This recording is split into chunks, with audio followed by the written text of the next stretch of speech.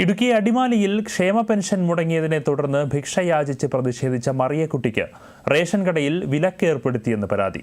അടിമാലിയിലെ ARD 117 എന്ന ration കടയിൽ വിലക്കേർപ്പെടുത്തിയതായാണ് മറിയക്കുട്ടിയുടെ പരാതി.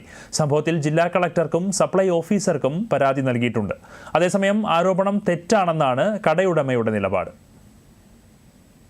സാധനങ്ങൾ വാങ്ങാൻ റേഷൻ കടയിലെത്തിയ മറിയക്കുട്ടിയോട് BJP-ക്കാരുടെ കടയിൽ പോകാൻ ജീവനക്കാർ പറഞ്ഞുവെന്നാണ് ആരോപണം. കോൺഗ്രസ് നേതാവിന്റെ കടയിൽ നിന്നാണ് വിലക്ക് ഉണ്ടായതെന്ന് മറിയക്കുട്ടി പറയുന്നു.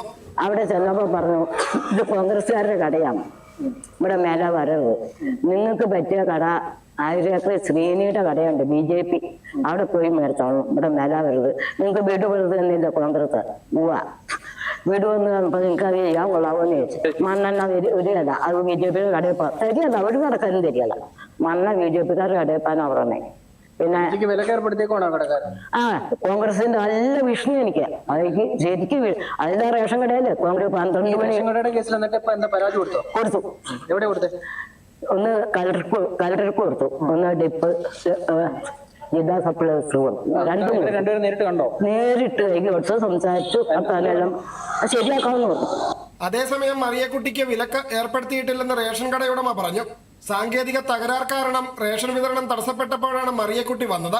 മറിയക്കുട്ടിയെ പോലെ തന്നെ നിരവധി പേർ റേഷൻ വാങ്ങാനാവാതെ തിരിച്ചുപോയെന്നും കടയുടമ പറഞ്ഞു. സർവർ കംപ്ലൈന്റ് ആയിട്ട് ചേച്ചി കുറേ നിന്ന് കഴിഞ്ഞപ്പം എനിക്ക് ഒരു ചേച്ചി ഇതുപോലെ സംഭവം നെറ്റില്ല, ഒത്തിരി പേര് വന്നിട്ട് തിരിച്ചു മേടിക്കാനും സാധനങ്ങൾ മേടിക്കാനൊക്കെ ആയിട്ട് വന്നു. അപ്പോൾ കുറേ പേര് തിരിച്ചു പോയി നെറ്റില്ലാത്തതുകൊണ്ട് അന്ന് മിഷൻ ഓണായി കഴിഞ്ഞപ്പോൾ 6 മണി മിഷൻ ഓണായി കഴിഞ്ഞപ്പോൾ അത് കഴിഞ്ഞ് നമുക്ക് വന്നവർക്ക് കുറച്ച് പേർക്ക് കൊടുത്തു. അതിന് വേണ്ടി പിന്നെ ഇടയ്ക്ക് നമുക്ക് നെറ്റ് കട്ടായി പോകും, സെർവറില്ലായിരുന്നു. അതിന് ചേച്ചി കുറേ നേരം വഴക്കോട്ട് വന്നിട്ട് പോയി.